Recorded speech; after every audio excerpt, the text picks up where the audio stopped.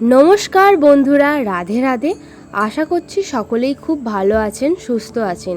এই সুস্থ শরীর নিয়েই একবার রাধে রাধে নাম করে শুরু করা যাক আমার আজকের ভিডিও।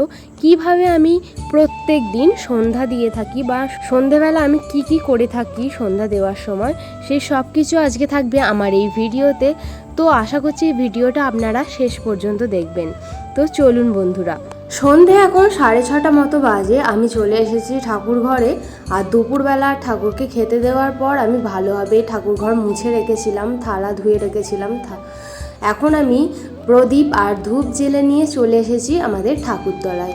ওখানেই ভালো করে ধূপ এবং প্রদীপ দেখিয়ে প্রণাম করে নিয়ে আবার ঠিক একই রকমভাবে আমি ঠাকুর ঘরেও প্রণাম করব, আর তার সাথে আমাদের ঘরের দৌড়ে দৌড়ে একবার করে প্রণাম করে নিই। তো এখন আমি বন্ধুরা চলে এসেছি, দেখুন ঠাকুর ঘরে প্রণাম করে নিয়েছি।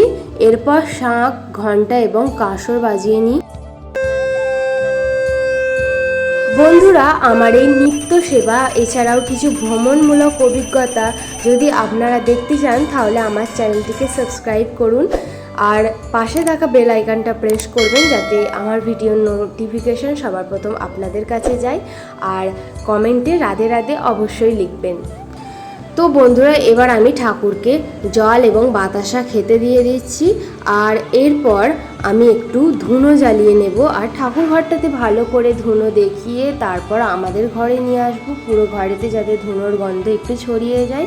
আর সব শেষে আমি একটু কীর্তনও করে নিই। বন্ধুরা, এগুলো আপনারা করতে পারেন। কীর্তনের কোনো সময় হয় না, মনের একটা প্রেম ভাব নিয়েই আপনারা এরকম কীর্তন প্রতিদিনই করতে পারেন। ধুনোটা ভালো করে ঠাকুর ঘরে ঘুরিয়ে নেওয়ার পর আমি কীর্তন করে নিয়েছিলাম। আর এইভাবেই প্রত্যেক দিনের নিত্য সেবা আমি করে থাকি। এই সামান্য কিছুই নিয়ম আমি প্রত্যেক দিন করে থাকি আমার নিত্য সেবাতে। সব কিছু হয়ে গেলে এরপর আমি কিছুক্ষণের জন্য ঠাকুর ঘর থেকে বেরিয়ে যাই আর তারপর আবার একবার আসি, কারণ ঠাকুরের খাওয়া থালা বাসনগুলোকে ভালো করে তুলে এক সাইড করে রাখি।